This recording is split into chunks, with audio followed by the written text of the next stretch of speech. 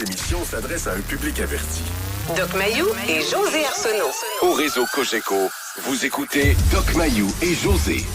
Avec le Doc et José Arsenault. Bonjour et bienvenue dans l'émission Le Doc Mayou et José. Bon matin, Doc. José? Oui. J'ai une requête à te faire. Une requête? Oui, c'est de prendre un petit 1 minute et demie. Je vous crois pas, je suis sûre que ça va durer plus longtemps. Une minute.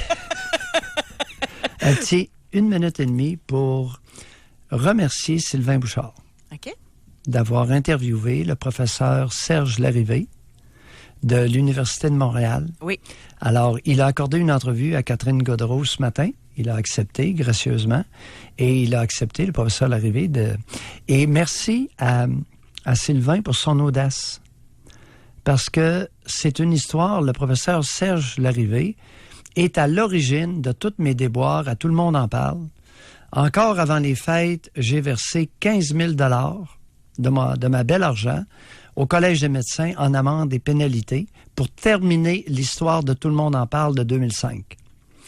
En manque à gagner, ça m'a coûté minimalement 500 000 cette histoire-là. Alors, tu comprendras que je suis... Là, l'histoire de Tout le monde en parle, quand vous avez fait votre entrevue, ça vous a coûté 500 000? Minimum. En avocat? En tout. En manque à gagner. En perte de temps. Écoute, ça a été une histoire qui a duré, là, puis qui a perduré, puis qui a eu des conséquences, puis alouette. La perte, puis quand je dis 500 000 c'est en manque à gagner. C'est pas... J'ai pas impliqué là-dedans mon contrat avec CKAC qui était rendu à 320 000 par année et qui a cessé abruptement à cause de cette histoire-là. Ça fait pas partie de ça. Là. Non. Okay. C'est 500 000 en manque à gagner dans ma profession de psychiatre. Okay. Là, parce mais que en argent net, là, il y a un 15 000 oui. Là, il y a votre salaire ouais, ça s'est terminé par un dernier 15 000 qui m'a fait mal. Alors, tout ça pour te dire que merci Sylvain, merci pour ton audace d'avoir osé confronter la collectivité avec un tabou. C'est le quotient intellectuel. Le quotient intellectuel des êtres humains chez les Canadiens français est un tabou.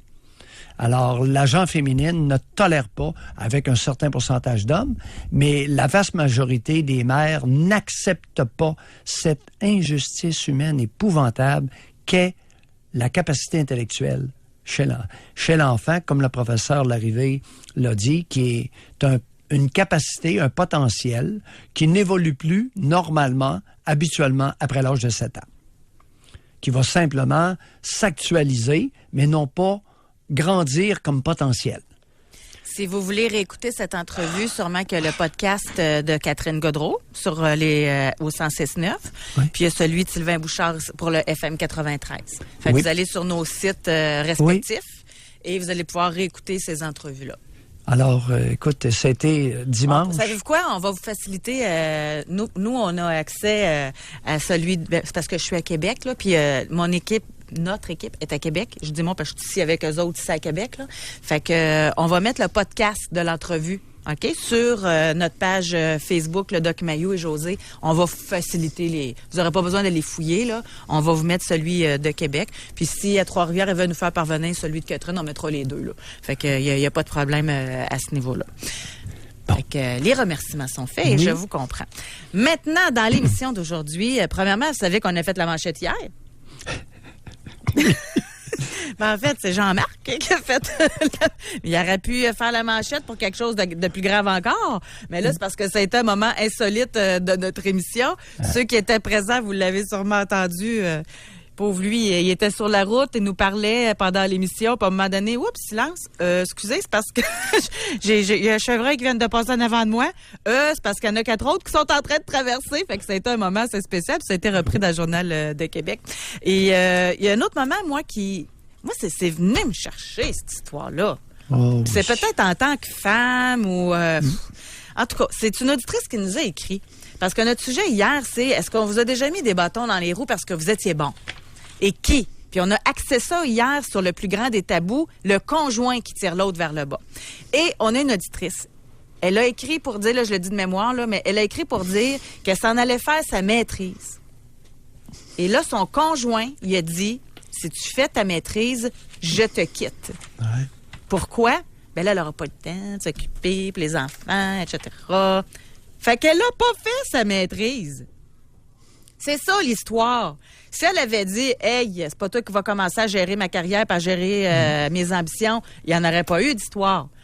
Mais là, il y en a une parce qu'elle a baissé les bras. Elle a décidé de niveler vers le bas, de ne pas aller à son plein potentiel parce que monsieur ne voulait pas qu'elle fasse une maîtrise. Ouais. C'est du chantage, ça. C'est vraiment du chantage. Et ça démontre une petitesse chez l'autre qui l'a exigé. Alors aujourd'hui, vous savez comment j'aime ça, moi, les téléromans. Alors, on poursuit. Aujourd'hui, on veut savoir si vous avez déjà été victime de chantage. Mais, on va élargir ça. Oui, de la part de votre conjoint, un peu comme l'histoire qu'on vient de vous raconter, mais ça peut être aussi du chantage au travail. Je vais vous raconter une histoire que j'ai vue et vécue au moment où ça s'est passé. Je travaillais, mes histoires, c'est sûr, c'est dans les émissions puis dans les stations de radio. Je ne nommerai pas où, mais c'était une station rock. Alors, puis c'était pas à Sherbrooke. Alors, j'étais dans une station radio, il y avait un animateur rock qui avait les beaux cheveux longs rock. Et là, on a un boss qui a dit, tu te fais couper les cheveux ou tu perds ton poste. Et je mentionne rock parce que souvent, look rock, dans le temps, c'était pas mal ça, cheveux longs, puis c'était pas mal... Alors, je sais pas c'était quoi qu'il y avait comme problématique, d'autant plus qu'il faisait pas de la représentation, il était dans son studio, puis il y avait des événements, des émissions en direct de bars, de places comme ça. Ben, torieux, il s'est fait couper les cheveux. Puis... c'est plate à dire, mais on n'a pas un métier où ce que tu dis ciao puis il y a 8000 portes qui s'ouvrent à côté, là. Fait qu'il était pogné pour se faire couper les cheveux. Moi, j'avais trouvé ça épouvantable à l'époque. Oui. En tout cas, fait que ça, c'est une forme de chantage en milieu de travail. Le chantage, José, j'ai vérifié la définition du Larousse et je ne pensais pas que c'était si pire que ça. Le chantage, d'après le Larousse, c'est une action de brandir une menace pour faire obéir quelqu'un. Brandir une menace. Il y a nécessairement une menace importante dans le chantage. Exemple, si tu reviens pas à l'heure, tu vas être privé de sortie pendant 2 semaines. C'est une menace d'une punition.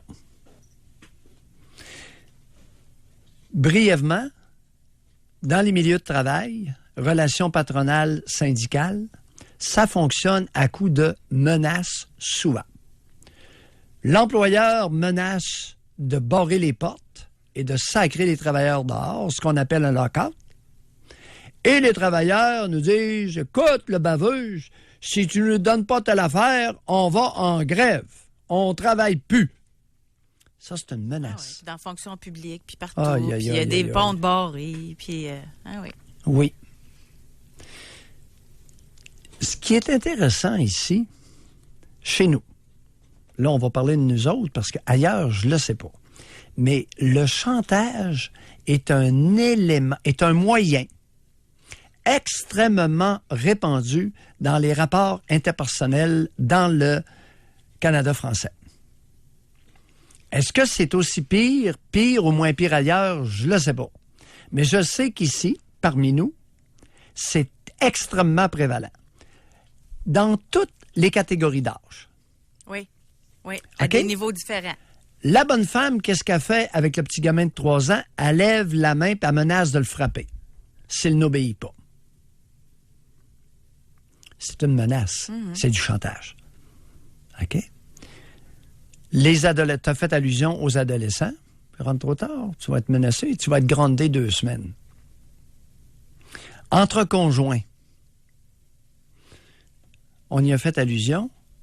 Le coco, et j'ai pas été tendre. La dame hier nous a dit, je crains les conséquences de m'inscrire à ma maîtrise à l'université. Je crains les conséquences venant du conjoint. Ouais. Et je lui ai dit, oh, nous allons provoquer les conséquences. J'ai trouvé ça dégueulasse. Ouais. Ça prend des maudits morons entre conjoints pour faire des menaces de séparation ou de retrait d'affection. Ça aussi, ça fonctionne avec les enfants, là. Et la culpabilité, le fait de culpabiliser l'autre est aussi une forme de chantage, c'est une menace. La prochaine est beaucoup plus vicieuse et de plus en plus prévalente. C'est les petits vieux qui font chanter leurs enfants avec l'héritage et les adultes, les enfants devenus adultes qui menacent de placer les petits vieux si les petits vieux ne leur donnent pas suffisamment d'argent. Répandu. Si on met tout ça ensemble, là, toutes les catégories d'âge confondues, José, je suis gêné ce matin. Il y a du monde faible, hein? Il y en a en pas pour rire. Parce que moi, cette méthode-là, oui, c'est la faiblesse, la petitesse en lettres majuscules. Quand tu es obligé d'utiliser ce procédé-là pour obtenir ce que tu désires, il y a un méchant problème.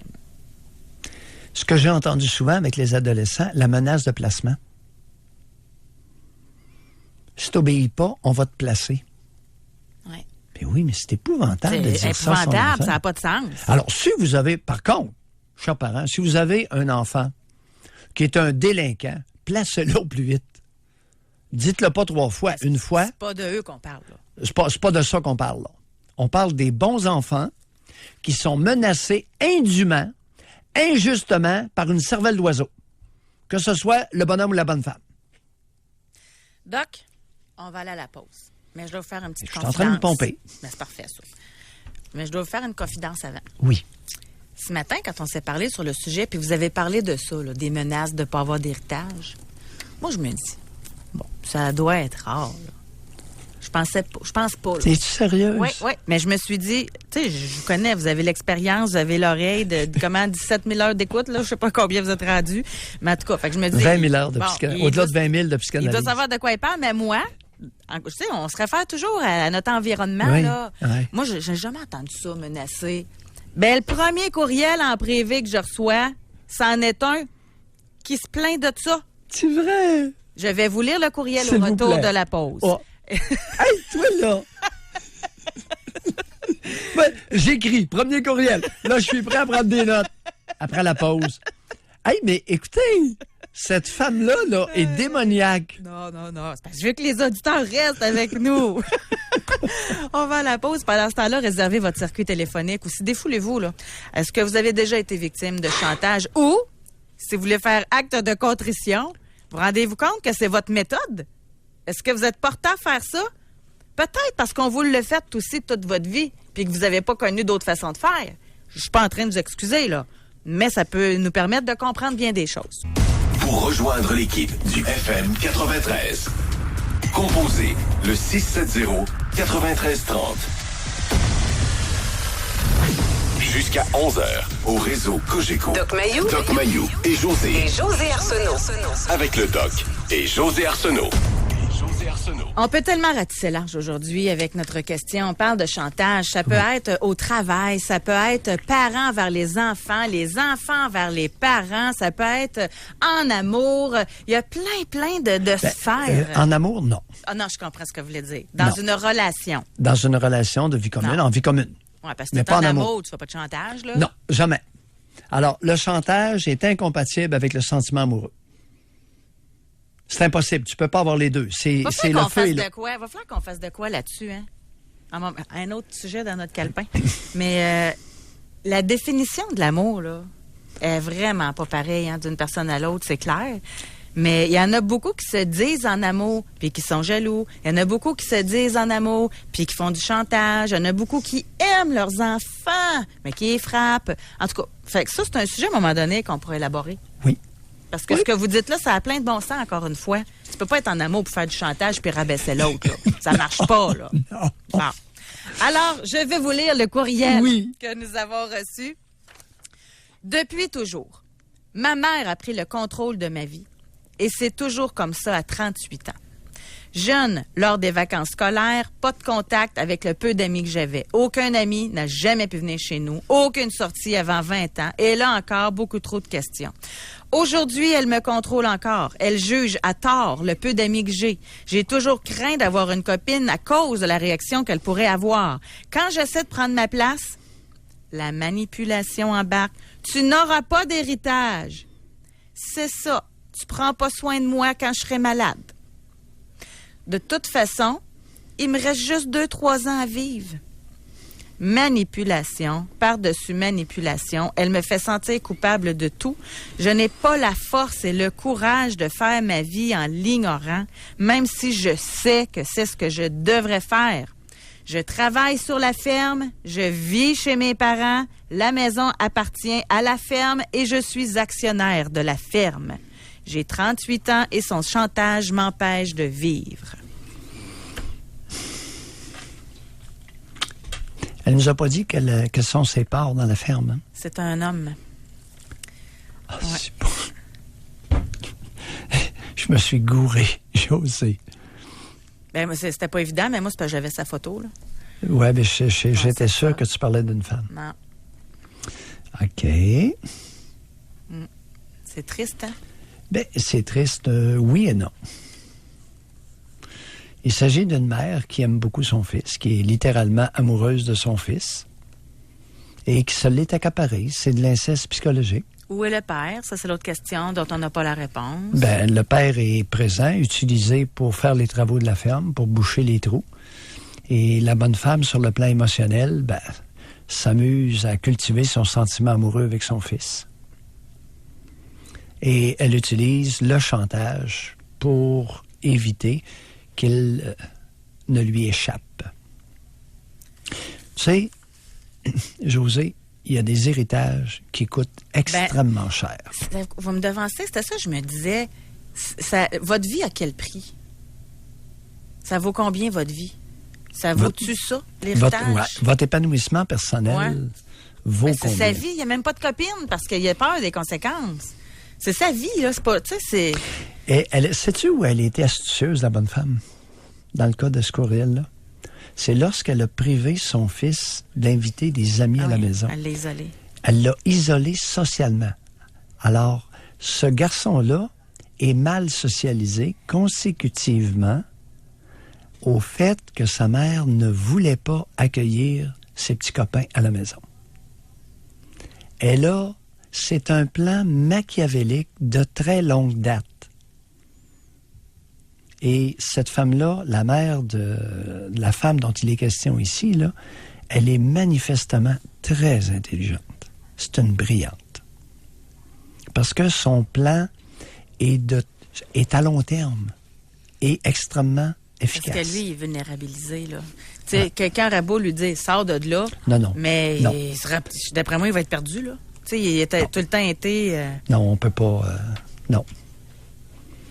Et lors du décès de la bonne femme, il va hériter, il va avoir probablement la majorité des actions de la ferme, mais ça s'annonce mal. Alors, ces hommes-là n'évoluent pas bien après le décès de la marâtre, de la matriarche. Pourquoi tu penses que je me débat tant contre les matriarches? Elles détruisent. Ça, c'en est toute une. Ça, on le comprend quand vous parlez des matriarches avec cet exemple-là. Oui. Des fois, non. Des fois, c'est pas toutes les femmes là, qui peuvent se retrouver dans cette... Non, ce ne sont pas toutes les femmes qui sont des matriarches au Québec. Mais le système matriarcal est le système le plus prévalent. C'est celui qui arrive le plus souvent à l'intérieur des familles. Où tu as une femme qui mène, puis l'homme est un paillasson, un tapis, sur lequel elle s'essuie généreusement les pieds. Ce faisant, tout en cultivant un sentiment amoureux refoulé pour le fils. C'est malade. Ben, malade. Ah, c'est ça. C'est pas beau, mais c'est fréquent. On va aller au téléphone. On s'en va à Trois-Rivières. On va parler avec Valérie. Bonjour. Oui, allô? Oui. Valérie. Oui, vous m'entendez bien? Très bien.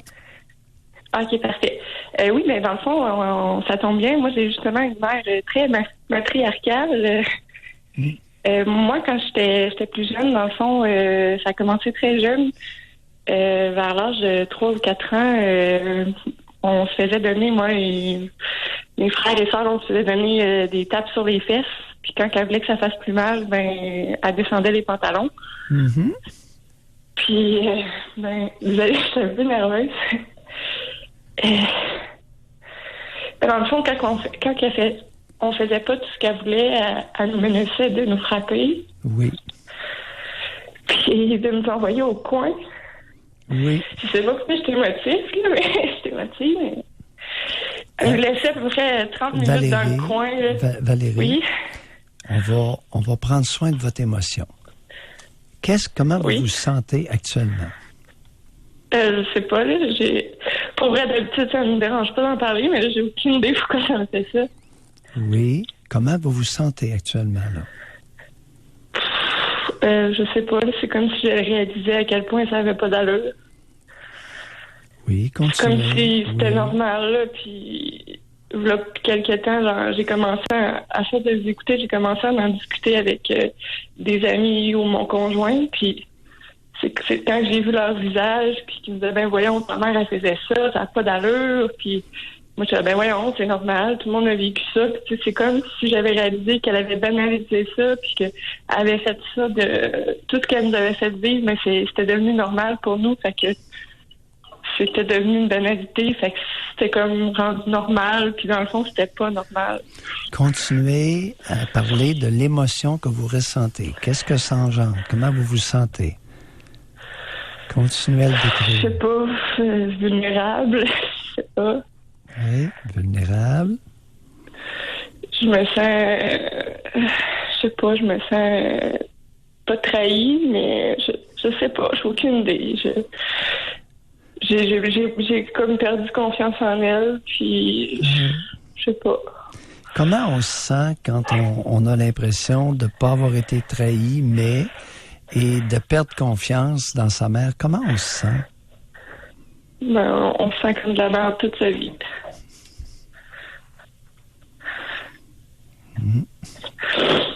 Elle est importante, la mère, hein? Pour un être humain, particulièrement pour une femme. C'est pour ça que je veux pas d'enfant.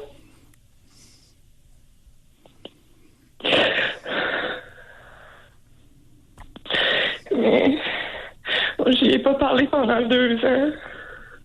Puis aujourd'hui, elle appelle mon frère puis ma soeur tous les jours. Puis moi, elle m'appelle presque plus, puis je suis bien contente. Non. J'ai coupé les ponts. Non, Valérie, vous n'êtes pas contente. Oui, non. Je suis contente parce que... Allez-y. Parce que toutes les fois qu'on chicane, ça donne à rien. Puis j'ai compris que je pouvais pas réparer ce qui avait été fait. Oui, Valérie, oui. Ceci étant dit, est-ce qu'on pourrait rajouter quelque chose? Est-ce qu'on pourrait rajouter qu'il y a une partie de vous qui aimerait énormément qu'elle vous appelle et qu'elle soit une bonne mère? Non, parce que je sais que ça n'arrivera pas. J'ai perdu totalement espoir là-dessus parce qu'elle a une maladie mentale. J'ai perdu espoir là-dessus. J'attends pas. J'ai aucun espoir face à ça parce que j'ai tout essayé dans ma vie. Depuis que je suis toute petite, j'ai tout le temps essayé d'aller vers elle. J'ai tout le temps crié. J'ai tout essayé. Valérie, il n'y a pas de maladie mentale qui peut expliquer le comportement de la mère que vous avez eue. Ça n'a rien à voir avec n'importe quelle maladie mentale. Parce que là, vous parlez à un psychiatre que ça fait 38 ans qu'il suit régulièrement des personnes atteintes de maladies mentales, dont certaines sont d'excellentes mères, malgré la maladie mentale. Mais elle me jouait dans la tête. Tu sais, aujourd'hui, j'ai pas confiance en moi, puis j'ai l'impression que c'est de ta faute, puis j'y en veux beaucoup. Oui, c'est correct, ça. On lâche pas. Vous avez raison de lui en vouloir.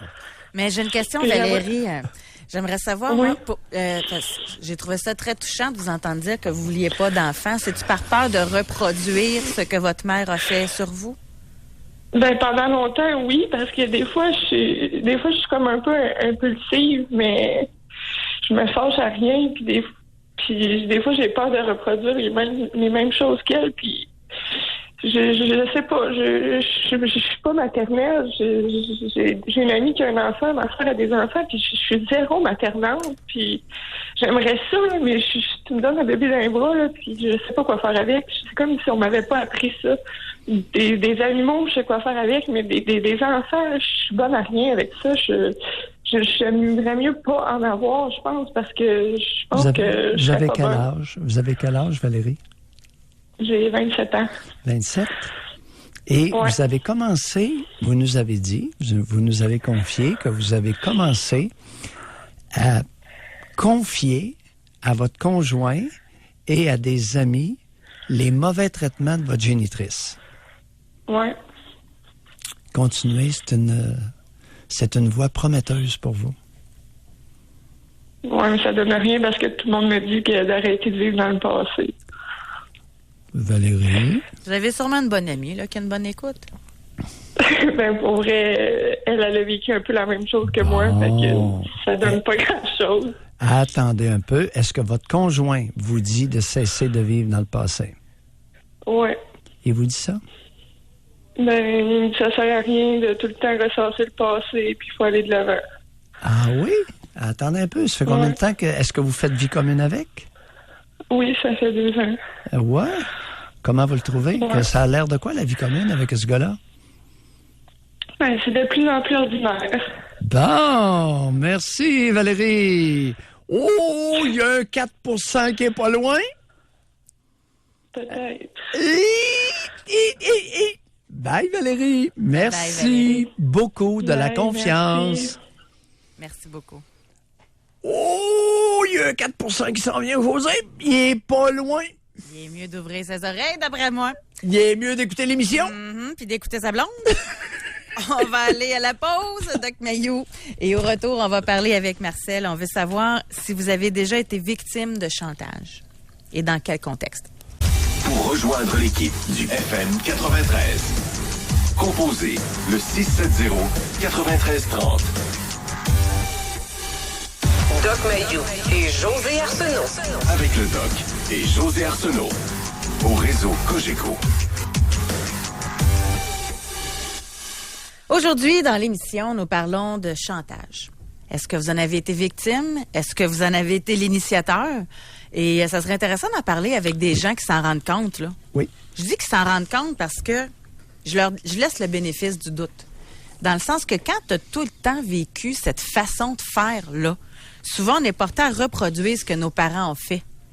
Puis là, à un moment donné, tu écoutes l'émission, puis là, tu te dis, ça n'a pas d'allure. C'est ça que j'ai vécu, puis je suis en train de reproduire ça. Comment on arrête ça, là? Il y en a sûrement qui se posent la question actuellement. Ça, c'est avec les enfants. Maintenant, chantage avec le conjoint, chantage en milieu de travail. En avez-vous déjà été victime? On va aller au téléphone. J'ai des courriels. C'est rare que je dis ça, mais j'ai une petite demande à vous faire. C'est sûr que c'est un sujet qui est très poignant. Moi, comme animatrice, je n'ai pas le temps de lire des romans. Je peux pas. Parce que, premièrement, ça ne sera pas intéressant pour l'auditeur. Ça va être trop long. Fait que essayez, si possible, 1-2 paragraphes, et je vais vous lire. Nous, on est preneurs de ça, des histoires que vous nous écrivez. Mais si c'est trop long, je peux pas, puis j'ai pas le temps de faire un résumé, là. Comprenez-vous? Compromis? Allez-y. Une suggestion. Alors, vous faites comme les revues scientifiques. Vous nous faites un petit résumé, un résumé succinct, puis après ça, lâchez-vous. Parce que José va lire Le résumé. le résumé, pourrait lire le résumé en ondes, et vous, ça vous a fait du bien de tout écrire les détails Ouais, je qui comprends. accompagnent. C'est thérapeutique, c'est ça en même temps. Hein? Alors, c'est la façon dont fonctionnent les revues scientifiques. Ils font, ça s'appelle abstract en anglais ou résumé en français. Très bien. Ça a de Donc, l'allure? c'est Un compromis? petit service que je vous demande. Oui. Puis on va s'aider mutuellement. On va aller au téléphone, on va parler avec Marcel. Bonjour. Oui, bonjour. Oui, Marcel. Oui, bon, moi, je voulais vous dire que j'ai subi du chantage, mais dans le milieu du travail, Oui.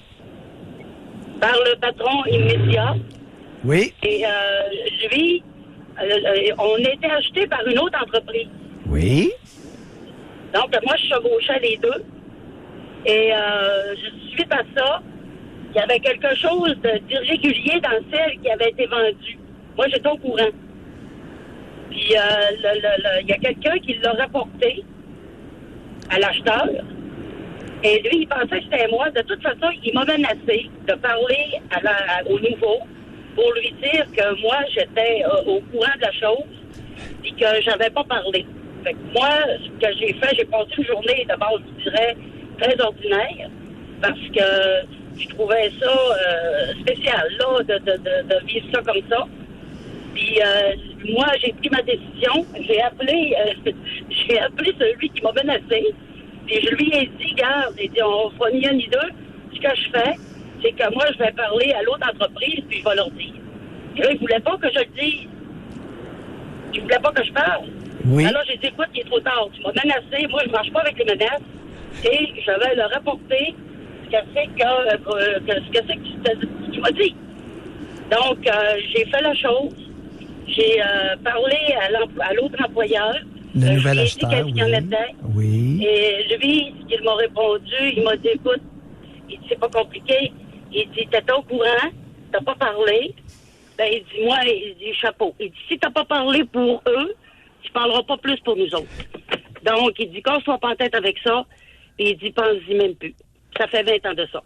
Ah, OK. Alors, même au pire, le nouvel acquéreur a vu dans votre geste de la loyauté. Si c'est intéressant. Alors, parce qu'en plus, oui. Excusez-moi, en plus, moi, quand je lui ai parlé, je lui ai jamais dit la chose. OK. Au nouvel employeur, là. Oui. Je lui ai pas dit, je lui ai juste dit, là, il y a quelqu'un qui vous l'a déjà dit. C'est ce que je savais. Mais je ne l'ai pas redit par-dessus, vous comprenez? Oui. Puis lui, il a aimé ma façon, la façon que j'ai agi. C'est spécial. Oui, il y a vu un geste de loyauté. Et il s'est dit, le nouvel acquéreur, si cette femme-là est loyale à l'ancien, elle va être aussi loyale à nous. En plein ça, puis ça fait, comme je vous dis, ça fait 20 ans de ça. Ouais, ben le nouvel acquéreur était brillant. Il est content aussi, il me l'a dit encore hier. pas pour ce sujet-là en particulier. Puis pour peut-être comprendre un petit peu mieux, c'est que nous, c'est une entreprise environnementale, le traitement d'eau, des eaux usées, il y a aussi des transformations de matières résiduelles. Donc, vous pouvez comprendre que là-dedans, il y a beaucoup de secrets, il y a des recettes et ainsi de suite. Oui. Donc, c'est ça que je vous dis que d'entrée de jeu, je savais des choses. Mais écoute, moi, j'avais donné ma parole. Ma parole est donnée. OK. Intéressant. Merci de l'avoir souligné. Merci, oui, Marcel. Ça l'importance. me fait plaisir. Oui. Puis, avant de terminer, je voulais vous dire merci pour votre émission. Ça a l'air fou, mais moi, je fais souvent Saguenay, Québec. Puis quand j'arrive après l'étape, je vous écoute. Il y a quelque chose à un moment donné qui s'est dit par quelqu'un qui avait téléphoné. Et la réponse que vous y avez donnée, je l'ai prise. Puis j'ai réglé le cas de mon couple, c'est fini. Oh! Ça peut être dangereux d'écouter l'émission. Ben juste brièvement, c'est une dame qui appelait pour dire qu'elle était heureuse avec son mari, mais que là, il n'y avait plus de relation sexuelle parce qu'il se lavait plus. Oui. Puis là, vous avez dit, ben écoute bien, madame, pas compliqué, s'il se lave plus, c'est parce qu'il veut plus coucher avec vous, là. Vous avez pris le message? Ben moi, j'ai pris le message. C'était peut-être pas aussi intense que l'autre dame, mais j'ai dit quand même, ça peut se ressembler. Moi, c'est ça, puis j'ai jamais été aussi bien par après. Merci, Marcel. Merci. Ça fait plaisir. Au revoir. Hein, les hommes malpropres, là? Vous êtes démasqués. Aïe, aïe, aïe. Tout comportement est motivé. Il s'agit de trouver la raison derrière un comportement. Je vais vous lire un message anonyme. Et là, je vais dire les vrais mots. Quand je lis, okay, je cite. Quand j'avais 22 ans, peu de temps après avoir aménagé avec mon conjoint, nous nous fréquentions depuis 1 an au moment du début de la vie commune, le chantage a commencé. Dès que j'essayais de m'asseoir, de discuter avec lui lors d'un différend mineur important, il me disait de le prendre comme il était ou de prendre la porte illico. Mise en contexte. Étant étudiante, ayant relativement peu de moyens financiers, études temps plein, travail, blablabla, habitant étudiant loin de mon entourage, être mise à la porte m'aurait causé soit une grande précarité financière, soit continuer les études et le travail à temps partiel, mais voir de la difficulté et arriver à me payer le loyer ou encore finir mes études à temps partiel, 2 années de plus, travailler à temps plein. Bon, la situation était loin d'être idéale. Mais comme les points de discussion étaient relativement mineurs en début de vie commune, je me disais que je pouvais temporairement passer par-dessus jusqu'à temps que j'ai les moyens de mettre mon pied à terre et de pouvoir payer un déménagement rapide advenant que mon conjoint de fait en décide ainsi. Là, je saute quelques étapes. Chaque fois qu'elle voulait discuter avec lui, on revient à ça et lui disait de prendre la porte illico, c'était pas contente. Ma porte de sortie s'est finalement présentée. Un membre de ma famille est décédé et m'a légué 200 000 $. J'avais finalement un fonds fuck you suffisant pour m'en aller. Je ne lui ai pas parlé de l'héritage. Et j'ai finalement décidé de mettre mon pied à terre, me défendre et ne plus me laisser marcher dessus. Il m'a montré la porte 10 minutes plus tard, en pensant probablement encore que je n'avais pas les moyens de m'en aller. Surprise, motherfucker! Vous auriez dû lui voir la face quand, lorsque j'ai été chercher mes dernières boîtes, je lui ai dit que je venais tout juste de m'acheter un condo et que j'avais hérité. J'ai dit les vrais mots parce que c'était ça, là. Écoute, c'est suave comme histoire. Alors, le fond, fuck you. C'est exactement ce que c'est. Hey, combien de fois j'ai dit, Doc Mayou, donner 100 000 $ aujourd'hui à chaque femme, il y a plein de divorces subito presto. De séparation immédiate. Oui. Comme celle-là. Exactement. Alors, mais moi, la retenir, le fond fuck you. Le fond fuck you à être utilisé lorsque vous vivez avec un crétin. Ah, c'est vraiment... Pour vous protéger. Très bon. Ça a dû être un moment jouissif. Vous dites, même l'écrire, ça a dû être le fun. espèce de petit Canadien français miteux qui utilise le chantage, la mise à la porte pour s'obtenir des faveurs. J'ai plein de gros mots en tête, moi aussi, qui me viennent à l'esprit pour le décrire, cet homme-là qui menace. Là, si t'es pas contente, prends la porte. Mais par contre, il y a un pendant. C'est des hommes qui sont pognés à la gorge par une femme qui n'arrête pas, à la moindre contrariété, de menacer de se suicider. Et celle-là est pas plus drôle. À l'inverse, vous voulez dire, là. C'est ça, dans d'autres cas, là. Ouais. Si, c'est ça, je vais me suicider, si tu me laisses, je vais me suicider, si... Ouais. La menace de suicide est très répandue chez les Canadiennes françaises. Vous m'amenez un autre courriel que je vais vous lire tantôt. Ah oui? On va aller à la pause. J'ai deviné juste encore une fois. On va aller à la pause. OK. Réservez votre circuit téléphonique. Défoulez-vous, ça fait du bien. Surtout ceux qui ont pris le contrôle, là. Moi, j'aime tellement ça, ces histoires-là, là. Tu sais, il y avait la pub dans le temps, là. Oui, papa! Ça me fait penser à ça. On va à la pause. Est-ce que vous avez déjà été... Vous connaissez pas ça, cette pub-là? Je regarde... Hey, ça, c'est le fun. Moi, j'ai une vitrine qui sépare le studio de mise en onde et le studio ici où j'ai le micro avec vous. Puis de l'autre côté du micro, c'est des milléniaux. Je retiens jamais, c'est 22, 26, ça, à peu près. Fait que moi, quand je dis de quoi puis que je vois leur face avec des yeux de chevreuil, là, je me rends compte qu'on n'est pas dans la même génération. Oui, papa, c'était une pub de quoi ça? C'était tapis de Star. C'était une grosse pub. Puis ça a joué, là. Puis il y avait le slogan « Oui, papa ». En tout cas, je suis sûre qu'on a ça dans notre banque de publicité. En tout cas, fait qu'on va à la pause et au retour, on veut vous entendre parler de la fois ou des fois où vous avez été victime de chantage. Pour rejoindre l'équipe du FM 93, composez le 670-9330. Doc Mayou et José Arsenault. Avec le Doc et José Arsenault. Au réseau Cogeco. Aujourd'hui, dans l'émission, c'est incroyable comment j'ai la tête pleine de futurs sujets. José, à la pause, tu as soulevé un point. Que la jeune femme de 22 ans qui a fait vie commune avec un ignoble crétin a enduré une situation indécente, pour ne pas dire ignoble, dans son intérêt supérieur. Ça, je dis, ça ferait un autre sujet parce qu'habituellement, mon premier réflexe, je vais l'expliquer, je suis contente de vous revenir là-dessus. Je vais l'expliquer. Moi, mon premier réflexe, Ça arrêtait de dire, ben franchement, qu'il y en a un qui me dise ça pour voir, puis je me le ferais pas dire 2 fois. Bon. Mais elle, dans son cas, elle avait ses études. Elle avait une situation financière précaire. Ouais. Fait qu'elle a enduré. Puis dans sa tête, elle avait possiblement une petite porte de sortie qu'un jour, elle va pouvoir se sortir de là au moment de son choix qui allait lui convenir. Oui. Donc, maintenant que je travaille avec vous, je dis pas, là j'exagère, là, je dis pas innocente d'avoir enduré ça. Je dis, stratégique, la madame. Mais c'est mal perçu, hein, dans la société. Ça fait, quelqu'un qui écoute ça, pas de recul, pas d'introspection, pas d'analyse, va dire, tu parles d'une méchante profiteuse. C'est comme ça que ça va sortir. Ah ouais, puis lui, rajouter le qualificatif négatif de votre choix. Le crétin. Lui, pendant ce temps-là, qui arrête pas de la menacer, c'est un quoi, lui? Bon. Ça, je pense, c'est un genre de sujet qui pourrait être intéressant. Par quel intérêt, là, vous êtes resté dans une situation?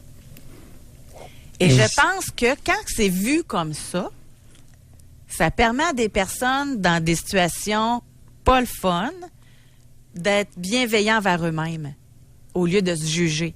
Comprenez-vous ce que je veux dire? De veiller à leurs intérêts supérieurs. Oui. Puis de ne pas se sentir une crétine, d'accepter l'inacceptable. On rentre plutôt ça dans la catégorie stratégie. Définitivement. Mais c'est jamais discuté de cette façon-là. C'est sage. Non. Je pense qu'on va le faire demain. Pas dans notre collectivité. Je pense qu'on va faire ça demain. Je trouve ça vraiment intéressant. Mais aujourd'hui, on parle de chantage. T'avais un courriel? Oui. Pour répondre à votre question du jour, je suis en plein là-dedans. Je résume. Ma mère a laissé son chum pédophile rendre ma vie un enfer de 7 à 15 ans jusqu'à ce qu'elle me sacre dehors en me disant qu'elle avait fait son choix entre lui et moi, qu'elle ne m'aimait plus et que j'avais 3 jours pour débarrasser mes choses. Ça, en passant, c'est comme irréel de lire ça, là. Bon. C'est pas rare, je l'ai entendu plusieurs douzaines de fois dans ma pratique en 38 ans. Plusieurs douzaines, fait que oui. C'est un minimum de 24. Là. Ah, bien plus que ça, 50 et plus. 50, 60. Des mères qui choisissent le pédophile. Ben oui. Mais oui. Et qui vont expulser leur fille. Ben oui. En tout cas, j'espère que vous prenez vos vitamines parce qu'on a au moins 10 ans d'émission à faire encore, vous et moi. Là. Bon. Alors, elle était une petite fille sage, bonne note. J'ai suite à l'histoire des vitamines. Ça prend juste José pour sortir à l'affaire comme ça. Oui, José, chaque matin, je prends ma vitamine pour petit vieux. Puis je prends une capsule d'huile de foie de morue. T'es contente? Oui. Chaque matin. Bon. Parfait. Je vais travailler longtemps avec vous, moi. Alors, on a une promo, ça. Alors, j'étais une petite fille. On rit, mais c'est pas drôle. On revient sérieux. Oui. J'étais une petite fille sage, bonne note, bonne fréquentation. Oui. Aujourd'hui, je suis adulte, je vis une belle vie. J'ai 2 filles avec un conjoint et père respectueux et excellent. Sauf que ma mère revient sans cesse dans le décor. Elle est toxique, instable, crise, menace de suicide, met tous ses mots sur la faute du monde entier, particulièrement la mienne, ne veut pas s'aider, joue avec ses médications. J'essaie de couper les ponts malgré toute la pression de ma famille. Hey, là, on a plein de choses à discuter, là. J'essaie de nous protéger de ça, surtout de protéger nos filles. Voici un message que j'ai reçu de sa part cette semaine. Et là, j'ai une capture d'écran du téléphone cellulaire. Bonjour, ma chérie. Je t'écris parce que ça ne va plus du tout. Je suis au bout du rouleau. Je n'ai plus de raison de vivre. Je n'ai plus de but dans la vie. Le seul plaisir qui me tenait en vie, c'était d'aller chez vous, de te voir, de voir mes petites filles. Après 6 mois sans vous voir, je ne suis plus capable de fonctionner. Je pleure constamment. Ne pourrais-je venir qu'1 heure avec ma sœur une fois de temps en temps? Au moins, j'aurais une raison de tenir bon le reste du temps. Je t'aime. Je vous laisse aller. Ouais. Ça va se passer de commentaires, si ce n'est le suivant. c'est que, compte tenu de l'écriture, c'est une capture d'écran, il s'agit d'une femme pourrie, mais instruite. Alors, vous avez un bel exemple que l'instruction et l'intelligence supérieure Il n'y a pas de faute. n'amènent un petit peu. L'intelligence n'amène aucune qualité de tissu humain. Vous pouvez avoir quelqu'un d'intelligent et d'instruit qui, à cause de sa personnalité, n'a aucune valeur sur le plan humain. Ça va jusque-là? On va laisser faire la mère, là. Ben, laisser faire. On va laisser faire le message. Je pense que, gars, je viens juste de voir entrer des courriels. Ah, c'est pathétique. Ah, c'est ça. Vous comprenez, je pense. Okay? Oui. Mais moi, vous allez m'expliquer quelque chose, là, que j'ai beaucoup de difficultés à comprendre. Comment ça se fait? Bon, 15 moins 7 fait toujours bien 8. 8 ans à se faire agresser sexuellement par le chum de sa mère. Oui. Ça, c'est le vécu de notre auditrice. Oui. De 7 ans à 15 ans. Oui. Sa mère l'a jeté dehors pour choisir le pédophile. Oui. Comment ça que sa mère a encore son numéro de téléphone pour y envoyer des textes, qu'elle a encore tout ça? Comment ça que cette fille-là garde, même si ça fait 6 mois, ça nous écrit, c'est parce que ça la travaille. Comment ça qu'il y a encore un lien? Ça n'a pas de sens. Comment vous expliquez ça? Le besoin. L'intérêt. Tu l'as dit tout à l'heure. Mais c'est quoi son intérêt? Je le trouve pas. Elle a besoin d'une mère. Elle a 2 filles. Elle a bien réussi, mais elle a un vide criant de maternage. Et la vieille s'avance comme étant maternante et voulant materner les filles de sa fille, alors qu'on sait très bien que cette femme-là est dangereuse. Dans l'équation, est-ce que tu as idée pourquoi? Quelle serait une question à demander? Pendant les 8 ans que la jeune se faisait abuser par le pédo, j'ai une question pour toi. Combien pesait la mère? C'est vicieux comme... C'est que tous les pédophiles que j'ai évalués, sans exception, étaient tous avec une grosse. J'ai évalué beaucoup de pédophiles et j'ai eu l'occasion de voir des photos ou de rencontrer les supposées conjointes. Et on parle de 200, 250 livres, 200, oui. Généralement, en haut de 200 livres. Pour simplifier. Mais permettez-vous, Doc, de valider? C'est pas que je vous crois pas, c'est parce que, j'ai un doute, mais que... Puis je comprends, là, on va en discuter. Au 25-226, on voit pas vos noms, on voit pas votre visage. Il y a juste le numéro de téléphone, puis croyez-moi, on n'a pas le temps de vous rappeler pour savoir c'est qui est au bout du fil, OK? Fait que ça peut pas être plus anonyme. J'aimerais ça. Moi, je me suis déjà fait raconter par un psychologue que si toutes les personnes qui se sont faites agresser dans leur vie avaient une clochette, qu'on s'entendrait plus parler. Fait qu'il y en a une méchante gang. Pourriez-vous prendre 30 secondes et juste marquer oui, non? Juste ça, oui, non. Est-ce que votre mère qui a laissé son conjoint vous agresser était grosse? Juste ça. Oui, non. OK? Parce que ce que vous dites, là, je peux le comprendre. Le pédophile, il va prendre une femme... là, je vais le dire carré, là. Bon. Il va prendre une femme qui a plus de misère à pogner que les autres puis qui a des jeunes enfants. Okay? Oui, ils font tout ça. Fait que la femme, elle va être contente, elle a quelqu'un. Fait qu'elle va endurer beaucoup de choses pour garder ce quelqu'un-là. C'est un peu ça, dans le fond, ce que vous dites, là? Oui. Et la grosse va utiliser sa belle jeune fille, entre 7 et 15 ans, pour garder le pédophile dans la maison. Malheureusement, vous avez encore raison. L'auditrice qui nous a écrit a dit « Ma mère était grosse ».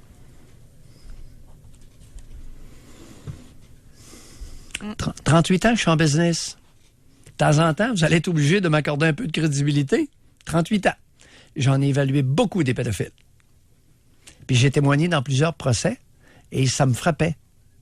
220, 240, 260 livres, les conjointes des pédos. Première fois, on ne remarque pas ça. Grosse ou laite?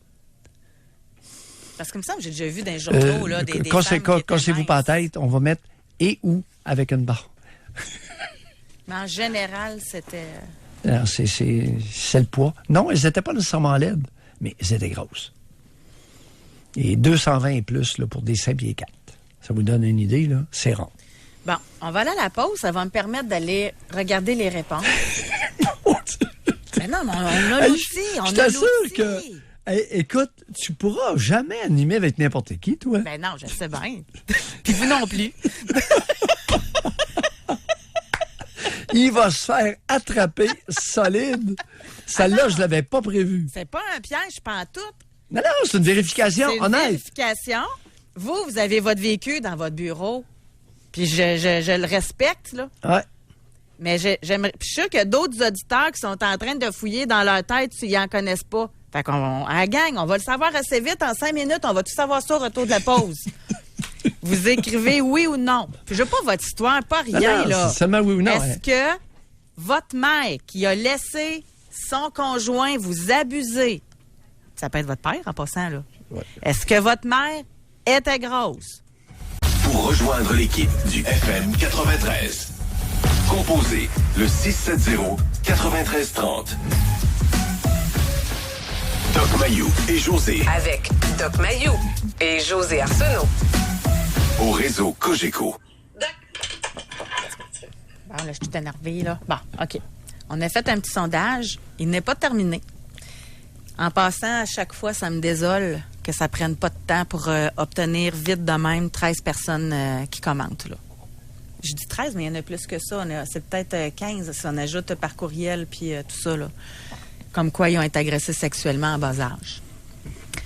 Et avant la pause, vous avez dit que dans la plupart des cas, les mères qui laissaient leur conjoint abuser de leur jeune fille étaient grosses.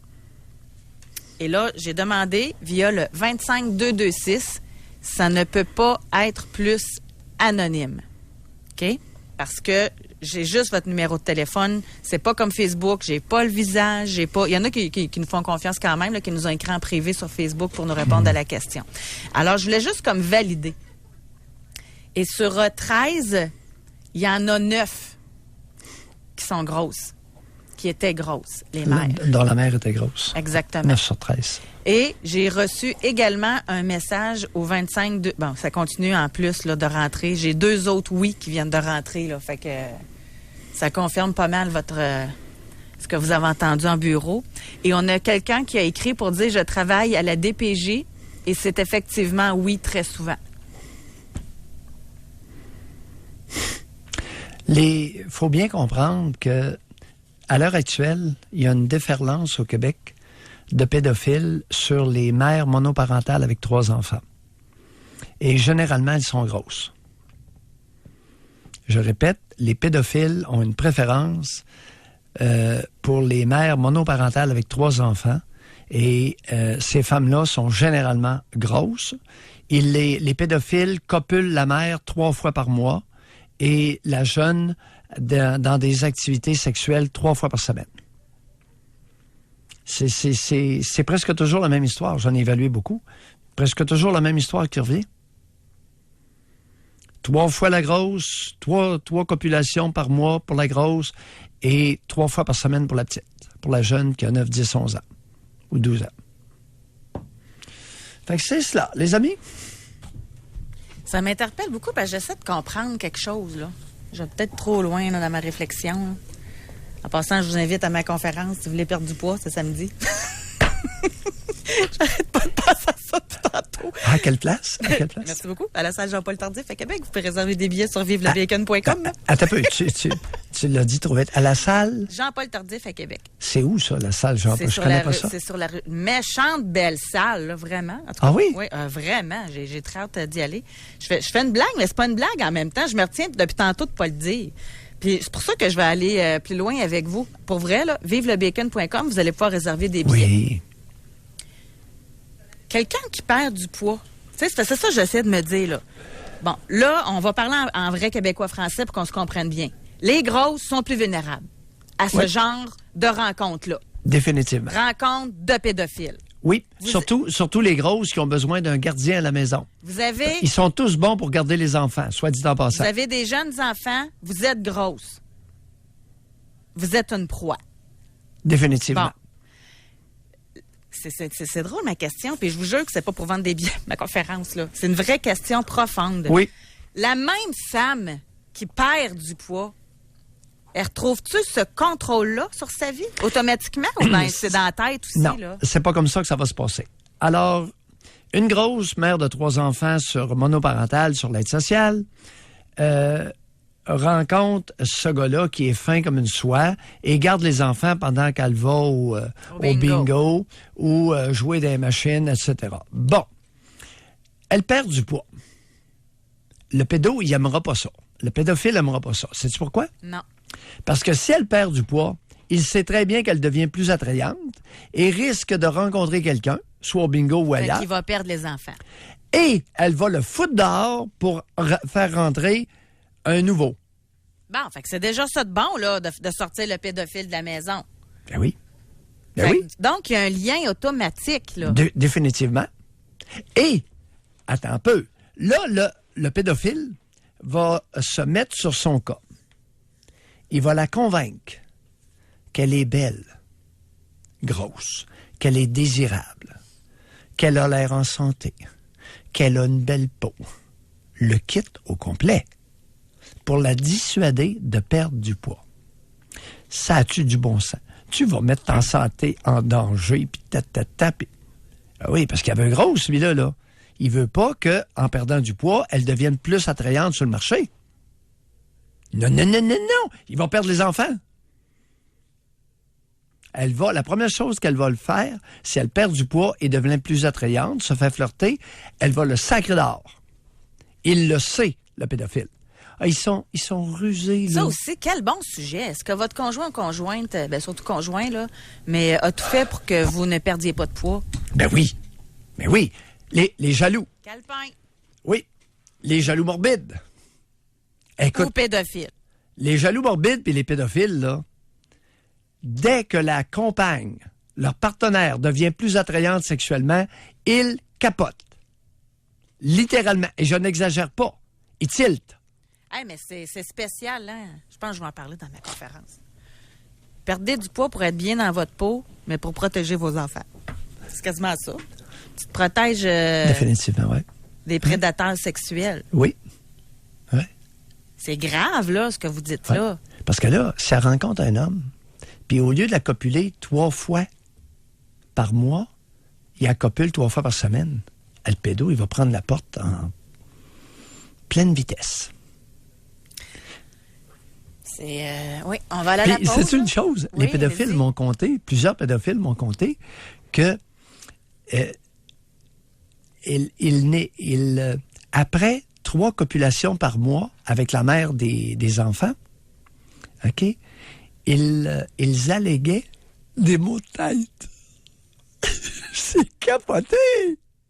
Ils alléguaient des maux de tête! Lorsqu'elle voulait plus, parce que souvent, écoute, une grosse peut être très active sexuellement, très ardente. Puis là, elle voulait, la grosse, elle voulait plus souvent. Oh, chérie,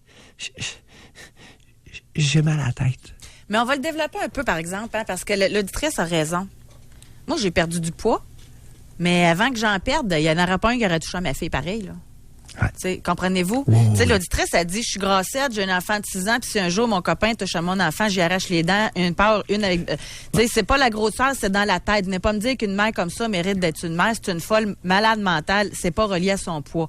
Mais moi, je vois la différence dans le sens que il y en a peut-être qui sont plus vulnérables à ce genre de rencontre-là. Attends un petit peu, là. La grossette puis la 220, 240 livres, là, on n'est plus grossette, on est gros. Moi, je comprends. Il y a une différence. On est grosse, là. Wow, la grossette, on se calme, là. Moi, je comprends la différence. Parce qu'il y a des hommes que les grossettes, ils n'aiment pas ça, là. Tu sais, il y a des femmes, puis il y a de la prise. Mais non, grosse, c'est là, on parle de surplus, obèse. Là, on parle d'obèse. Ben, pas tout à fait. On n'est pas dans les 400 livres. On est dans les 220. 400, c'est obèse morbide. Oui. Mais 220, c'est obèse, là. Oui, c'est gros. Alors, 220 à 240 livres, entre 220 et 260, là, 5 pieds 4, là, là, c'est plus une histoire de pogne, on veut pied fort. On va à la pause. Hein, on va décanter ça un peu. Et au retour, on va poursuivre dans notre sujet sur le chantage. Est-ce que vous avez déjà été victime de chantage? Pour rejoindre l'équipe du FM 93, composez le 670-9330. Doc Mayou et José Arsenault. Le Doc Mayou et José, c'est le Doc et José. Au réseau Cogeco. Je suis en train de lire des courriels, évidemment, pendant la pause, puis on est en train de préparer nos 5 autres prochaines émissions avec tous nos sujets que vous nous inspirez, autant les auditeurs que Doc Mayou. Alors, on revient aujourd'hui à cette question. Avez-vous déjà été victime de chantage? Il y a une auditrice qui vous pose directement la question, Doc. Oui. Elle le dit, sa vie a été faite en fonction du chantage de ses parents. Comment ne pas reproduire le même pattern? Ouais. Et avis aux enfants de syndiquer. Lorsque vous manifestement démontrez des attitudes de menaces et de chantage envers les employeurs et que vous vous en vantez à la table le soir, vous venez à répétition, vous venez d'engendrer le même comportement chez vos enfants qui un jour vous feront chanter. Parce que c'est ce qu'ils auront appris de vous. Alors, avis aux syndiqués, soyez prudents. Oui, mais comment on fait pour répondre à la question? Quelqu'un qui veut arrêter ce pattern-là, c'est de se parler, c'est de se regarder, Non, c'est pas facile. Là, c'est toujours de revenir, retour en arrière. Qu'est-ce qui s'est passé réellement quand j'étais jeune? Quelles attitudes ont eu mes parents, ma mère et mon père? Jamais mes parents les mettent dans le même bain. Je référais aux parents, là, ça veut dire les deux. Mais séparément. Mais c'est difficile. Regardez quand on fait les émissions sur les claques et fesses, là. Combien qui disent « Mes parents m'en ont donné, je suis pas mort. » Moi, j'ai entendu dernièrement quelqu'un dire « Moi, je me suis fait crier après quand j'étais jeune, puis une chance, hein, parce que j'étais tannant, puis aujourd'hui, ça fait quelqu'un de moi de plus sérieux. » Je dis « Hein, t'es-tu sérieux, là? T'es-tu en train de dire que tes parents ont bien fait de crier après toi? » C'était tout dans l'histoire, là, de, comment il s'appelle... celui là qui, voyons, là, j'oublie son nom, ça a fait l'actualité parce qu'il a perdu son poste d'enseignant pour les cours d'art dramatique. Gilbert Scott. C'est ça. Et voilà. C'était quelqu'un qui le défendait, là. Puis il se disait, moi, je me suis fait crier après, puis ça prenait ça. Je dis, voyons, t'es en train de justifier le fait que tes parents te criaient après. Fait que c'est pas tout le monde qui peut, là, se regarder, regarder vraiment ses parents. Plusieurs vont même jusqu'à prétendre que s'ils ont bien réussi dans la vie, c'était grâce aux claques qu'ils ont eues et au criage de la bonne femme. Exact. Fait qu'elle n'est pas sortie du bois, là. On va parler avec Lynn. Ça va être notre dernière intervenante. Bonjour, Lynn. Oui, bonjour. Moi, je suis une jeune mamie. En tout cas, à une certaine époque, je sortais avec un homme et quand il a su que j'étais pour devenir une mamie, il a décidé de me laisser.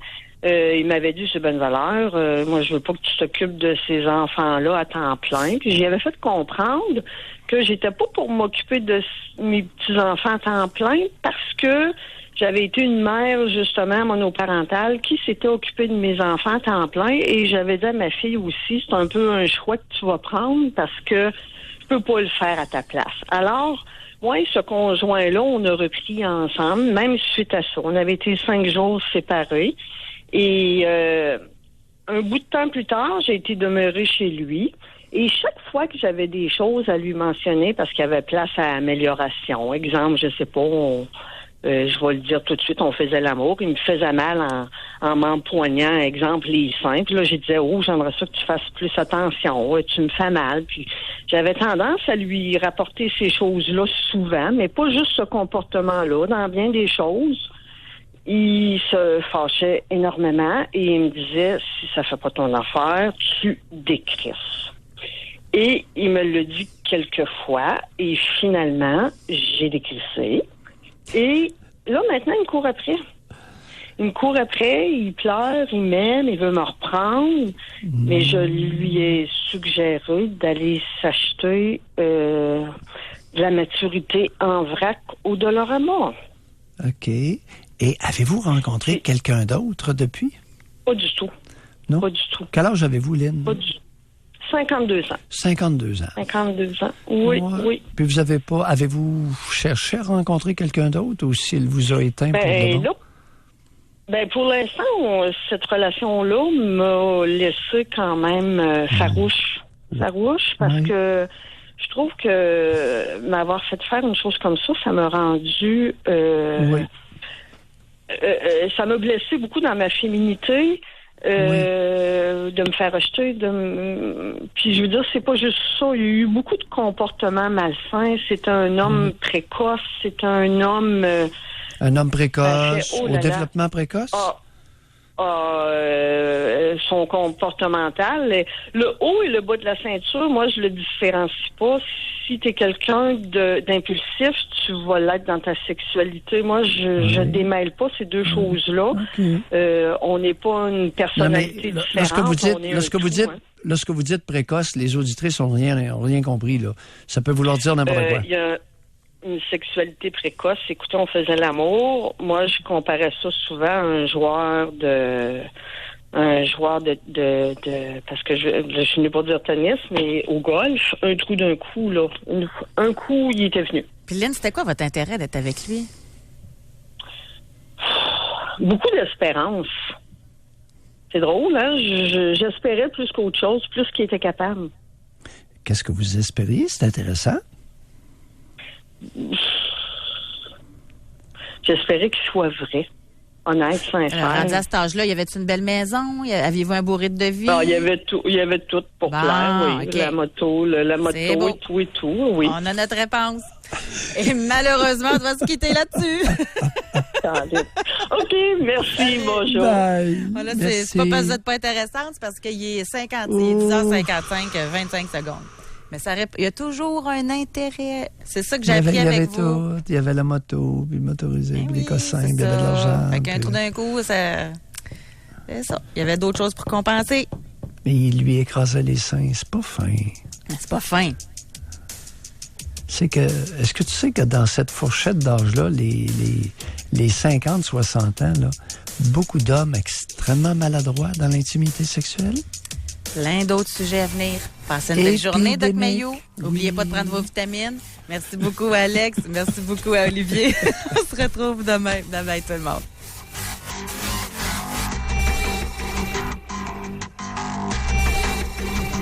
Doc Mayo et José. Soyez là demain, 9h30, pour une autre édition.